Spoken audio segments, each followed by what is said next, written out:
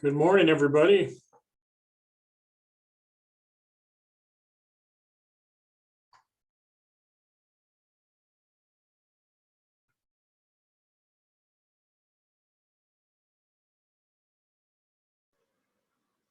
Morning.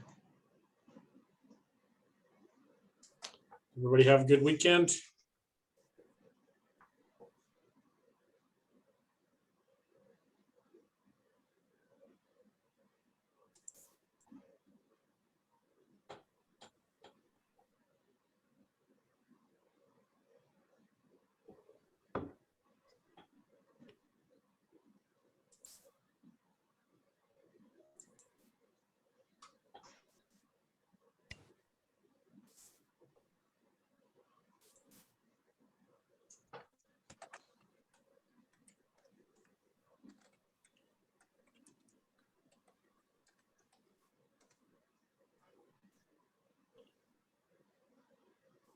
We'll give it just a few minutes here and thinking we'll have a few more folks trickling in.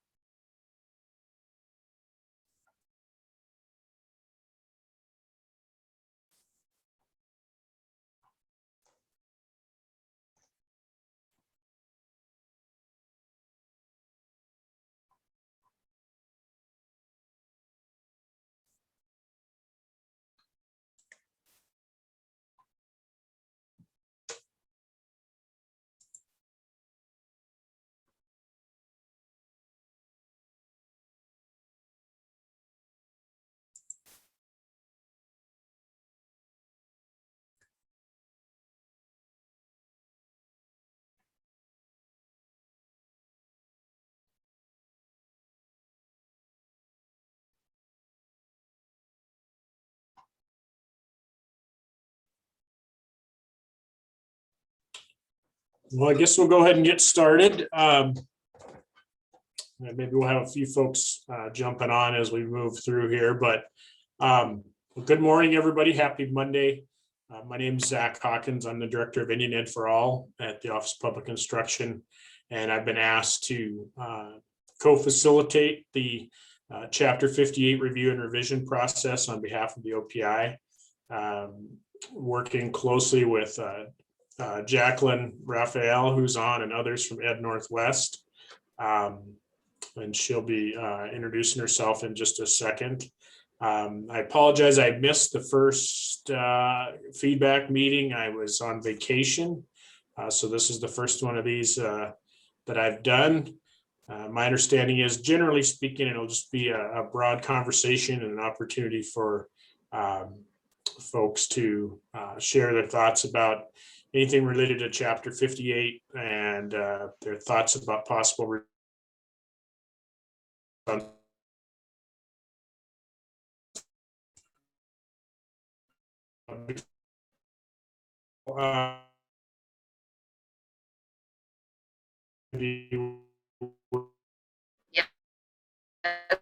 good morning, everybody. It's a pleasure to be here. I work with the Region 17 Comprehensive Center.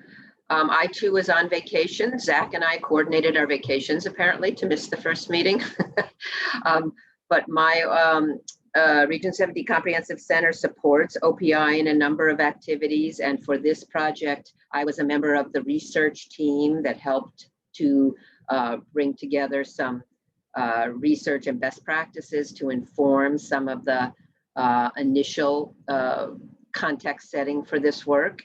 And then I'm co-facilitating the task force around revisions to Chapter 58, which is what we're talking about today. And just happy to be here and really glad that all of you have come. All right, thank you, Jacqueline. Tristan.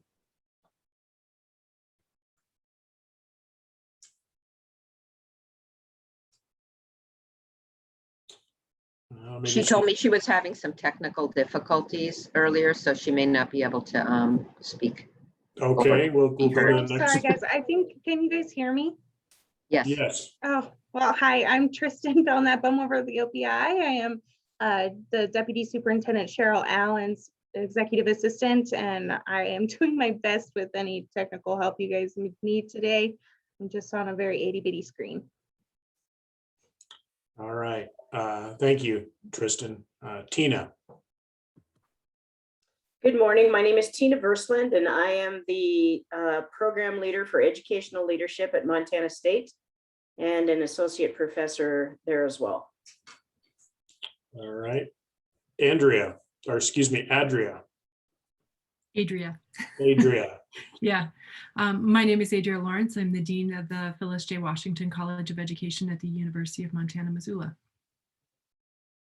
All right. Thank you. Sarah.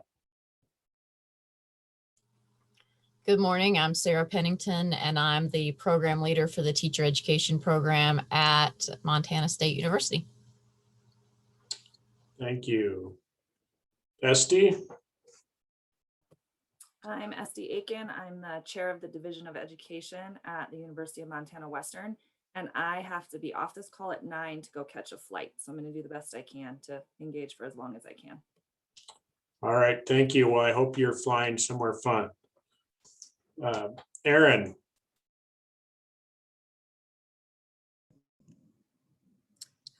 Hello, I'm Erin Lipkind. I'm the Missoula County Superintendent of Schools. Thank you for being here. Anne. Good morning, I'm Ann Eubank, and I'm the head of the Department of Education at Montana State. And I'm going to need to pop off at about 8:50 today. Okay. Emily.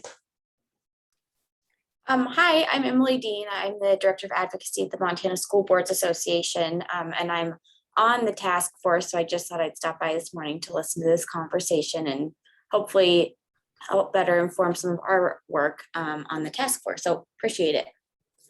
All right. Thank you for being here, Emily. And Megan. Hi, I'm Megan Chilson from University of Montana Western, and I am a professor in the Health and Human Performance Department. All right. Thank you for being here. Did I miss anybody?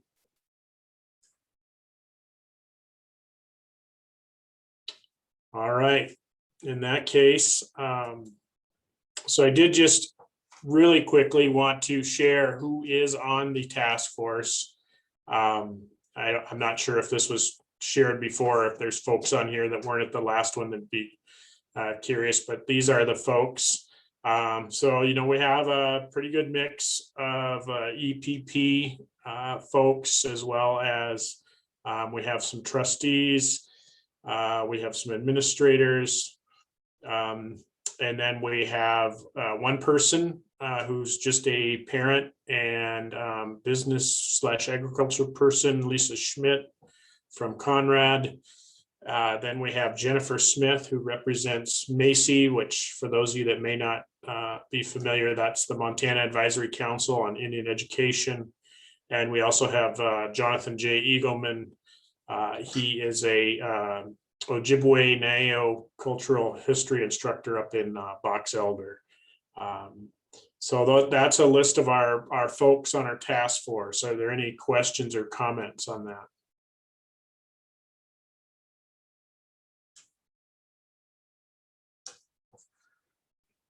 Okay.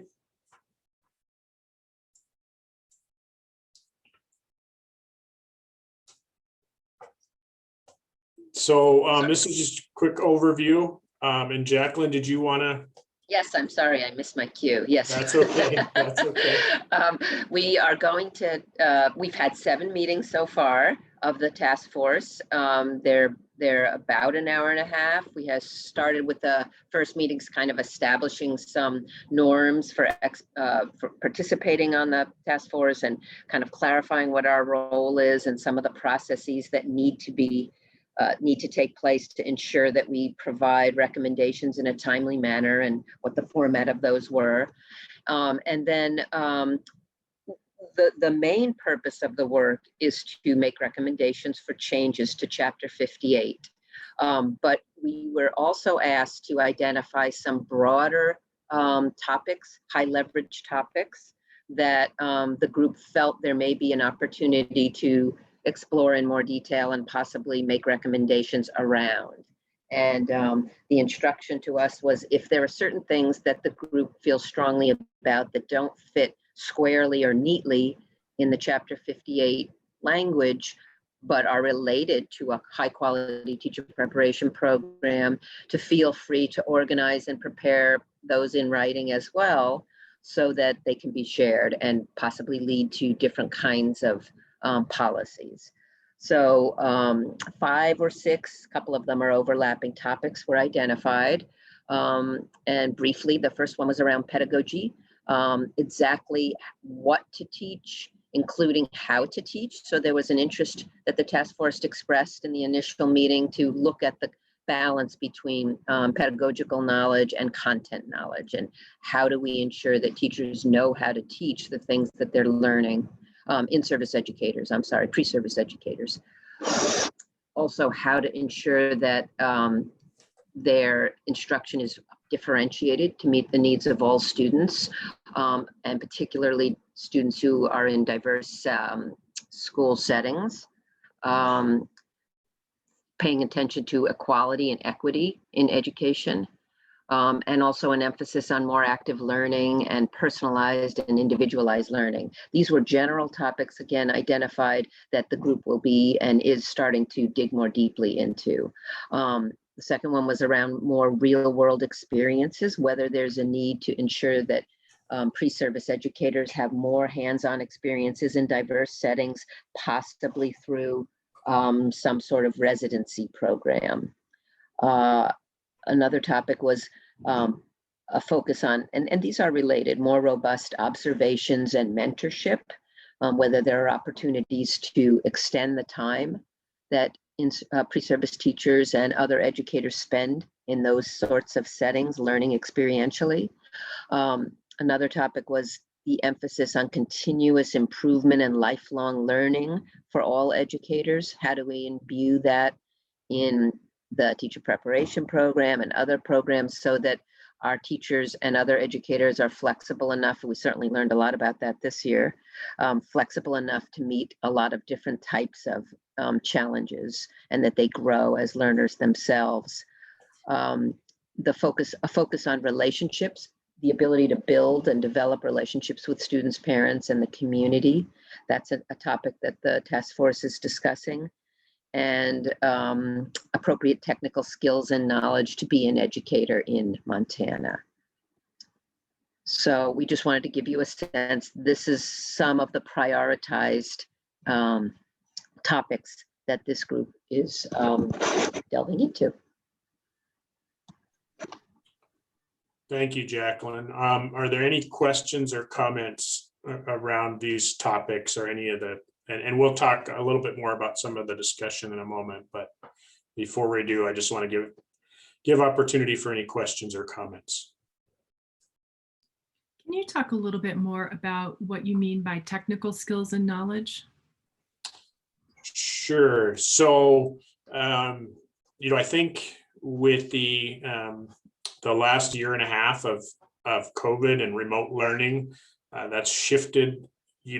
Obviously we're going back to in-person in most cases, but I think there's a realization that remote learning is probably here to stay. And so thinking about, what kind of, things are necessary in an EPP to set those candidates up so that going forward, they're able to meet those challenges as successfully as possible. And some of that probably ties back to, kind of that continuous improvement, sort of being able to understand and fully utilize that next generation of technology that's going to be there for as a tool for teaching and learning, and just how to be a really solid practitioner in that way that, previously maybe, we didn't think about as much as we do now. So Jacqueline, do you want to add anything to that? Yeah, the only thing I would add, and I meant to mention it earlier, is that these topics also, all of them, emerged as part of a set of focus groups that my organization, through the Regional Comprehensive Center, conducted. These were done to help inform the changes that the task force might recommend. And we had a broad set of stakeholders with whom we conducted these focus groups, including students in some cases. One student focus group that I had the pleasure to facilitate. We talked to principals and district personnel at a number of LEAs. We spoke to teacher preparation institution staff, faculty. We talked to students at teacher preparation institutions. There were also school board members, community members, and business representatives. So in these conversations, these focus groups, these topics came up as ones that Montanans thought were priorities, and that there was some interest in informing some of our discussion. And I know in particular, the technical skills and knowledge received a lot of attention because folks were just coming out of this year and they had a lot to say about, especially the pre-service teachers, what they wanted to be better prepared to do in the future virtually. So.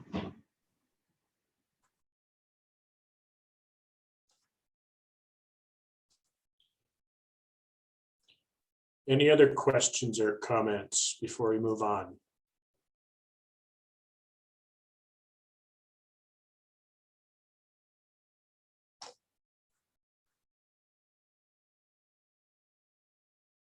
Okay. So I'll, kind of get into some of the themes and kind of a little more detail about some of the things that have kind of been discussed. Again, we talked about content and pedagogy, and a lot of that has been around, trying to figure out a better balance between those two things, especially I think in the secondary programs. Historically, there's been a lot of emphasis placed on content knowledge, but I think the thinking of the task force is that we also need to really ensure that our candidates have a really good understanding of how to provide an equal learning opportunity to all students, regardless of, that student's background and sort of, where they are ability wise, if they have any, social emotional needs, those types of things. Just having our candidates be better practitioners in that realm, equally as important as their content knowledge. Also just, thinking about how to, make learning more active versus, again, sort of that traditional, again, particularly at the secondary level, but at all levels, that traditional sort of, I'm going to provide a bunch of information and students are going to just sort of, take notes or do whatever to master that information, just making that learning, more active in a way that meets students of different sort of learning styles and abilities. Again, we've kind of talked about I think Jacqueline really kind of talked about the technological proficiency, but again, just thinking about what that educational landscape is going to be in the future, particularly in Montana, where we have, some very rural, some might even say frontier communities that, may be looking more and more at those remote learning possibilities to get, high quality instruction to their students in their schools. There's been a lot of conversation about increasing the classroom experience of pre-service teachers. And so I think the sense is that sort of the traditional student teaching, I know, some programs also do some practicums and things like that. But there's been some conversation, we'll see where it goes, around the idea of an actual year-long internship. That may be a recommendation that's made specifically within the ARM. It may be a recommendation that's made as just a broader, Jacqueline referenced that sort of broader set of just recommendations. It may be captured there. There's been some conversation about, pilot programs in this area. Deputy Superintendent Cheryl Allen has shared some things that Arizona State does in this realm. But also just the idea of, students having experience in more diverse types of schools than maybe, they traditionally have. So, we've even discussed things like, would it be possible to get students into on or near reservation schools to experience, some of the things that are going on in those schools as a part of their EPP program. But, just in general, more diverse experiences. So all that kind of adds up to, more time out in the field. And, I know there have been some conversations when I presented to CISPAC on this around, okay, how does that work in terms of, if we're doing all this, if we're adding all this in, what are we taking out? And so those are, some of the things I think this task force is going to have to kind of have more conversations about as we go forward. What is necessary to ensure continuous improvement? It's a great thing to say, continuous improvement, but what does that really mean?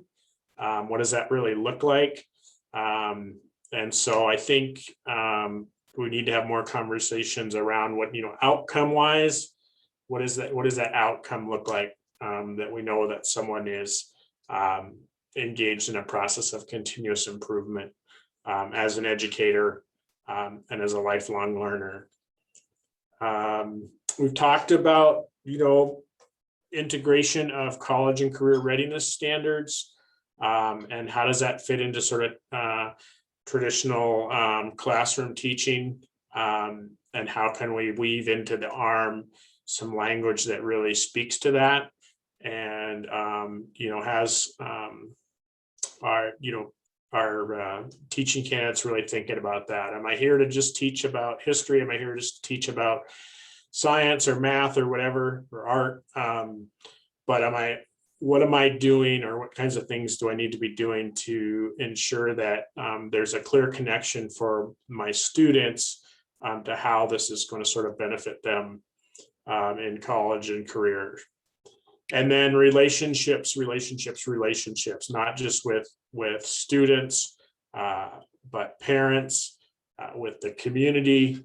The effective educator is able to foster and cultivate those relationships, not just so that they can have good relationships with their students, but so that they can really be an active respected member of the community at large.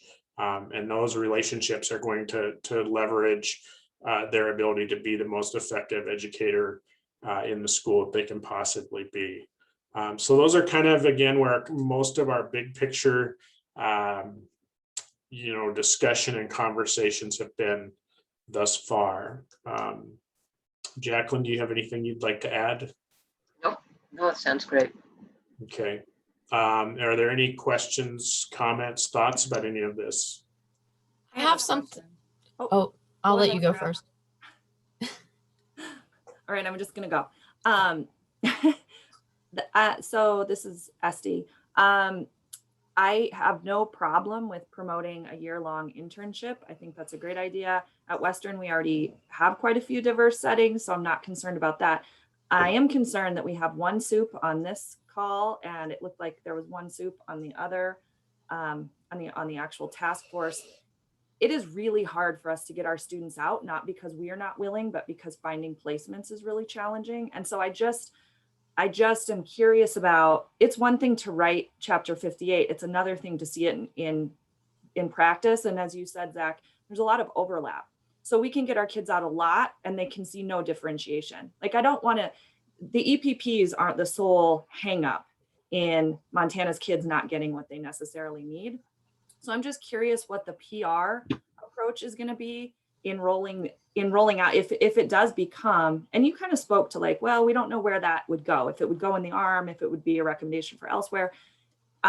What is OPI thinking with regard to, and I know, Emily Dean, I'm a trustee for our local school district. And so I know that individualized learning has been a big part of MTSBA's conversation, but what school boards do and what EPPs do and what SEAs, what the SEA does and what the LEAs do, those aren't necessarily aligned. So I'm just curious what kind of conversations are rolling around with regard to rollout support for, because once I do have some concern, again, I support a year-long internship, but I also know we go through significant issues in getting our kids placed.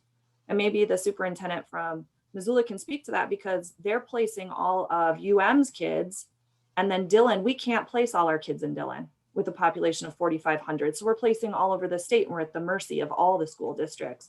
So it's a comment and a question. If this is tough, and what are you guys already rolling around with regard to, yep, we know this is best practice. How are we going to support that in over 400 school districts in the state? Yeah, I don't know that I have a specific answer to your question, because at this point, I think it's all just, conversation, and I haven't spoken specifically with, our leadership about this. But I think, generally speaking, we would see it as our role to facilitate this to the best of our ability. But I think you bring up some good points, like this won't work if we don't have our administrators on board to take these folks. And so it would be, I think, critical for the OPI to play a role in that. I might just add that the things you just brought up. I'm so sorry. Just one follow-up. The things you brought up, Estia, have definitely come up in the task force, and the whole group is aware that there are a lot of pieces to this system issue. And so I think that's something that the group is grappling with and talking about. And so there may be an interim sort of recommendation to just explore this more. That's one possibility, to do more study of programs like yours to see what some of the obstacles would be. So. Yeah, and I think there's also been some conversation around, like, if we went down this road, just thinking about the bigger picture process, really, ultimately, this task force just makes recommendations to the superintendent. The superintendent has a discretion to, accept and move those forward or not. And then also that, goes before the Board of Ed. And if there is a fiscal impact, if a year-long internship has a fiscal impact, then it requires legislative action before the board can even vote to move it forward. So, all of those pieces are in play, but I do think, you bring up a good point that we can't lose sight of the fact that, EPPs are not the sole controller of all of these things. So that is noted. Any other questions, comments? Hi, this is Sarah Pennington. Yeah, this is Erin. I'd like to, Sarah, if you don't mind, I'd just like to continue to address what Esty was saying. I wish that there was a Class A superintendent on this call, because as a county superintendent, I only oversee the rural schools, and there's only so many teacher candidates that rural schools can absorb. Another challenge that rural schools face is that we have a lot of turnover in staff. And so a lot of times we have the newbies in our districts, and those folks are not qualified to take on a teacher candidate. So the reality is it's the Class A schools that absorb the majority of the teacher education candidates. And the PR that's worked really well in this region, we work mostly, of course, with Danny Smith, is her attendance at the WMAS meetings and the relationship that she's built with the superintendents and continues to build, is this, because of course superintendents turnover fairly frequently as well. So it's an ongoing need to build those personal face-to-face relationships on a, which is really on a monthly basis with those meetings. But I really hear what you're saying, because I know that, that she struggles to, and this is in a community with a lot of school districts. I just can't imagine how difficult it is out in Dillon, especially when you're looking at the, diverse experiences. You don't have an Indian reservation nearby, so folks can get an experience with a Native population. And then one more challenge I know to placing candidates is the distance to schools. Many of these candidates are very young in their initial pre-service teaching experiences, and they're not yet able to drive safely or comfortably out of the city, or they may not even have transportation. So I know that's a concern that Danny has expressed to me when I beg her for candidates in my rural school. She says, I can't place 200 level candidates or 300 level candidates who may be only 19, 20 years old, 45 minutes away in the winter. So just a few words I wanted to share. All right. Thank you for sharing that. Let's let Sarah have her say now. Thank you. No, those are very important points, and I'm glad those were brought up because those were on my list. Another thing that I just kind of noted in the language, not that's on the slide, but that was used in discussing it in differentiation, was the use of the term learning styles. And we've got to get rid of that. That is a myth. There's no evidence that supports that students have learning styles. So I just wanted to kind of note that, we need to move away from that and remove that from our vocabulary. All right, thank you. Noted. Anybody else have anything they'd like to share or weigh in on? Yeah, hi, Zach. It's Tina Versland from Montana State. I noticed that in a lot of what you all are talking about and in the language, there seems to be this underlying idea about, just so differentiating personalized learning and ensuring candidates are suited for evolving technological landscape and education.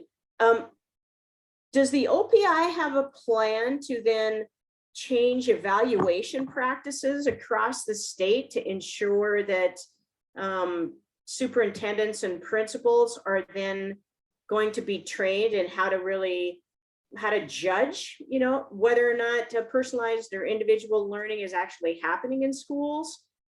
Just curious, because I'm not sure just having the language in chapter 58 is actually going to translate to changes in the classroom. So unless there's some kind of underlying desire to change like evaluation structures, I'm really curious as to how we're going to ensure that these things happen. Yeah, specifically to your question, I'm not aware that we have a plan. And again, just to be clear, we are currently just facilitating these conversations. None of this has, gotten to the superintendent. I would assume that when and if the superintendent makes any recommendations, that at that point, that's when OPI needs to really look at how we're going to support these things, i.e. a plan for evaluation or other things. I would also assume that, part of that process would be sharing, best practices, identifying those folks that do have a good instrument to kind of measure those things and assess those things with their staff.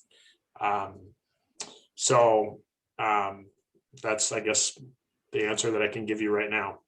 We can also share, this is Jacqueline, just to respond, we can also share that with the task force, that perspective, which is, I'm guessing there will be members who surely agree and elaborate on that. And I think we can include that in a recommendation. Yeah, So we will be sharing sort of the themes and the things that come out today when we meet on Thursday, so that your thoughts and input will be part of the conversation. It's Tina again. Just for your information, the OPI did have a rollout for an evaluation process that began in about 2014. And it was just kind of in its initial stages. And actually schools across Montana are supposed to be using the ePass, but the training never really got rolled out. And it happened very sporadically. And so I think that while that's a requirement to either adapt or adopt the ePass document, the training really didn't follow. So that's one comment that I have, because I was on the initial rollout of that. And I just think it's great to have all these ideas about what we're going to do and what we need to do. But unless there's a mechanism that actually monitors the progress of these things, I think it's just changing language. All right. Well, thank you for that information and those observations. Appreciate that, Tina. It looks like Aaron would like to speak. Yeah, I did want to point out, I thought that EPAS rolled out really well in the western side of the state. I mean, I can't speak to what happens in the east. It's like, another state. It's so far away and so different in how rural it is. But we had so many opportunities here to participate in rigorous EPAS trainings. The difficulty has been that it isn't consistent. So like there's a new initiative in the beginning. There's a ton of rollout of trainings and whatnot, but then it kind of falls by the wayside. But yet you have a lot of new administrators come in because there's a constant turnover of administrators. So it needs to be like a consistent effort, not just, a big push in the beginning. Another example would be new teacher mentorship programs. I mean, there was like a little bit of training in the beginning, but that needs to continue over the course of years. So yeah, that's what happened. That's what my observation was in my side of the state. And to that end, I would just say one thing that's not on the slides and hasn't been raised directly, but I think it must be being discussed. We need to revisit what our induction process is. It's mandated that we have induction, but we have not talked in years about what induction looks like consistently across the state. And that passing of the baton, like we've acknowledged fully at the EPPs, and I think it's talked about in teacher circles all the time. We can't teach them everything they need in 4 years. So what's that continuity of, if you want continuous improvement, I would rather see the word continuous growth, because I think improvement has a slant. But how are we fostering that along the continuum of their profession, specifically with a focus on induction? Because we know if we're looking at research-based, if students have an induction, they are more likely to be successful. And if they don't, they are less likely. So where can we invest? And Zach, that goes back to if this has money tied to it, that becomes a whole different conversation. It's very hard to do induction without any money behind it. So, just thinking strategically, to Aaron's point about onboarding, if we're in this cycle, and I know Tina's well versed in it, we don't so much have a teacher shortage as a retention issue. So how are we retaining teachers? And that it ties to all of this, because if we're starting at ground one with every teacher being a rookie, that's incredibly taxing with resources, with any initiative. So if induction could maybe be on the table too, as a key element in the continuity of growing these career professionals, I think that's going to be vital to success in any of these things taking. Okay, thank you for bringing that point up.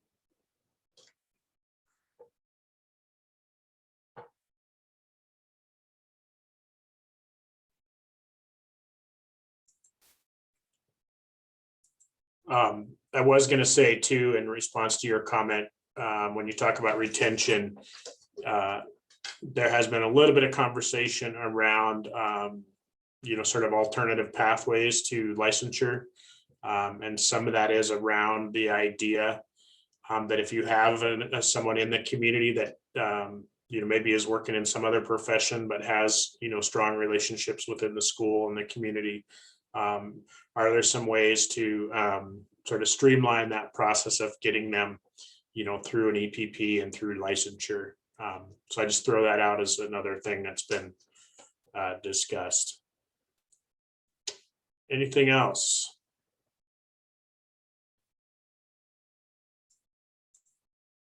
So just kind of, this is where we are with our actual ARM recommendations. It was actually just the last meeting that the task force formally voted on some recommendations. Prior to that, it really has just been those big picture conversations around the lever topics, and just kind of Anne has her hand up. Go ahead.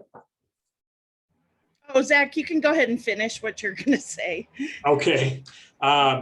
So at the last Thursday's meeting, the task force made these actual recommendations. And the language actual changes to the ARM were all specific to 1058-501, which is just general teaching standards in subchapter 5. And so in part A, to add some language to include developmentally appropriate instruction and evidence-based best practices.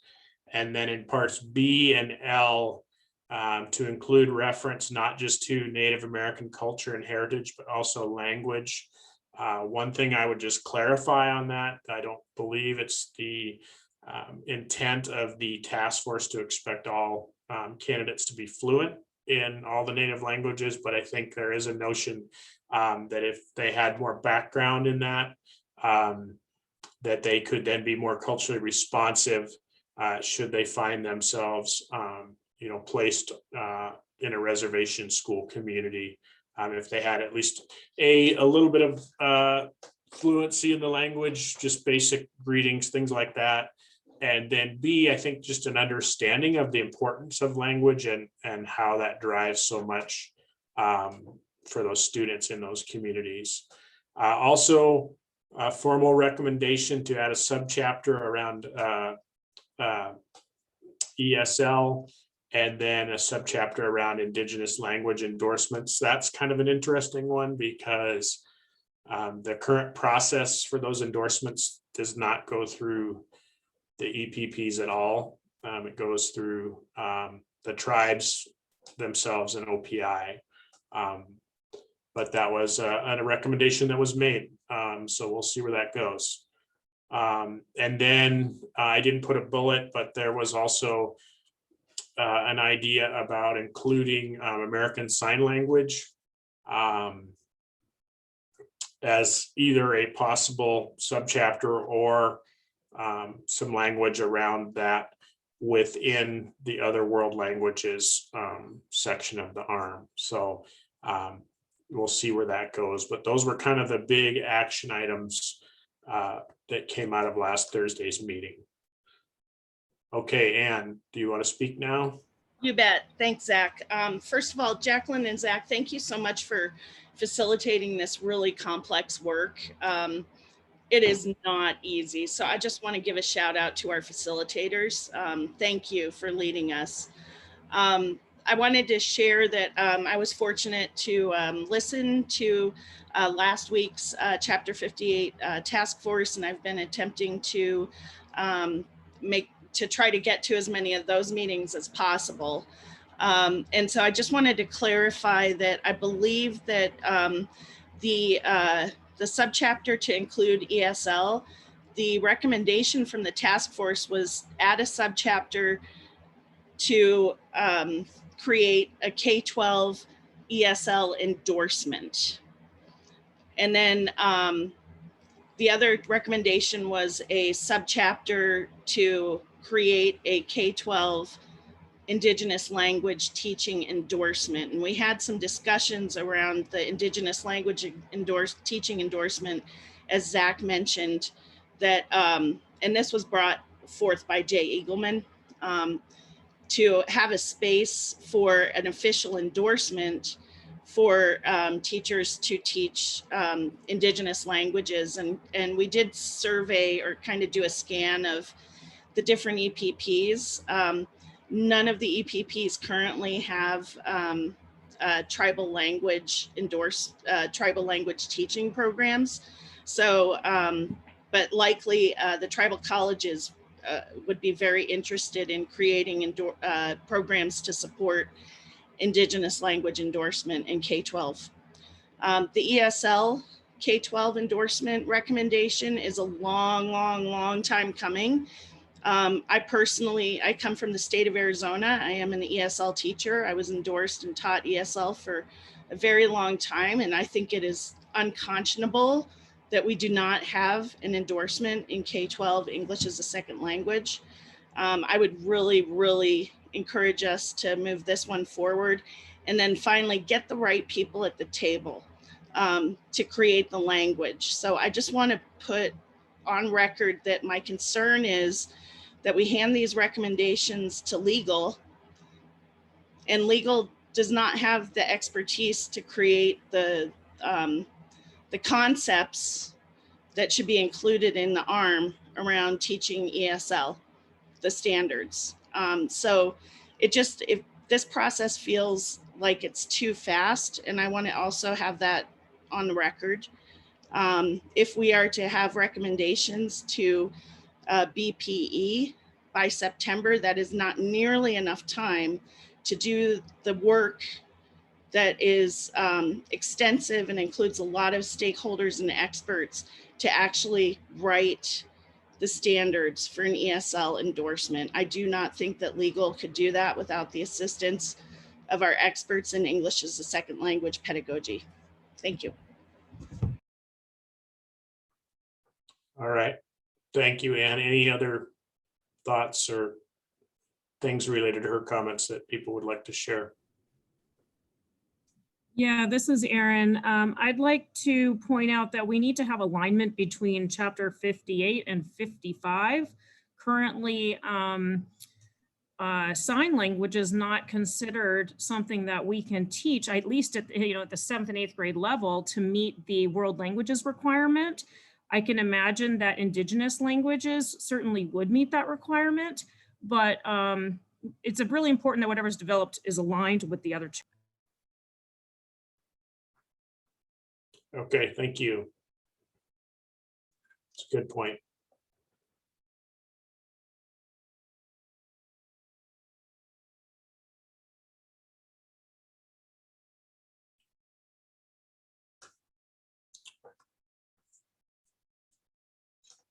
Anything else?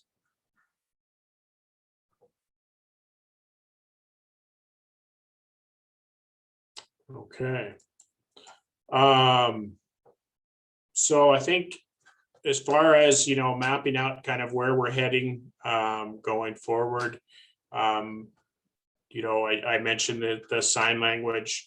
Also, I think just thinking about, the ESL endorsement K-12 that Anne was just referencing, and then kind of how we more by design include social emotional learning into the ARM. We've kind of this potential sort of year-long internship. It's been something that has been, talked about. It seemed like it was probably like the second or third meeting that this came up. But we've kind of gotten into some other things. And so we haven't actually sort of formally voted on whether the task force is going to make this recommendation or some other recommendation around it. And then our next lever topic really is going to be around the observations and mentorships. And one thing I did want to circle back to, I heard some people expressing, the turnover that happens in a lot of these schools, not just with administrators, but with teachers. And that was one of the challenges that was kind of identified with the task force, with the idea of the mentorship is how do we find those mentors? Who are those folks that have been in those schools that have, more than 3 to 5 years of experience that really can be that really solid mentor for someone who's, either just coming in or doing it as a part of an EPP program. So I just throw that out there as another one of the put under the umbrella of, it sounds great in the ARM, but how does it work in practice? But, we do know that having really strong mentors can be a really important thing for young educators. So any comments or questions on any of this? I just want to clarify that the recommendation can include or can be a recommendation for a pilot program. Is that correct? Yes. Yeah, it can be just a broad recommendation that doesn't necessarily, refer to any revisions in the chapter 58 of the ARM. So we have, basically the task force has two deliverables. The first being the actual change recommendations within the ARM, and the second being just sort of broader recommendations to look at certain things that they feel could just move us forward in terms of our teacher preparation.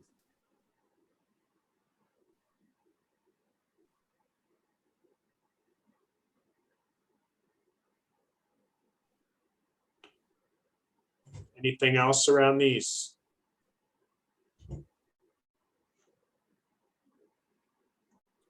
Esty, did you have something you wanted to say? No, okay.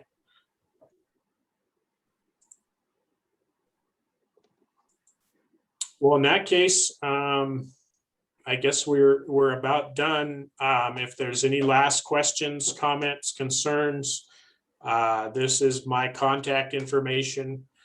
Feel free to shoot me an email, give me a call if you have any questions or concerns, or you think of anything, after we get off that you think needs to be injected into the conversation with the task force. And thank you all for being here today, for being here first thing on a Monday morning. Not always easy, especially when it's hot and smoky outside. So just appreciate everybody's time, and look forward to visiting again. I'm not sure the exact date, probably in about 2 or 3 weeks. I would assume we'll do this again. All right. If there's nothing else, have a good day, everybody. Thank you, everybody.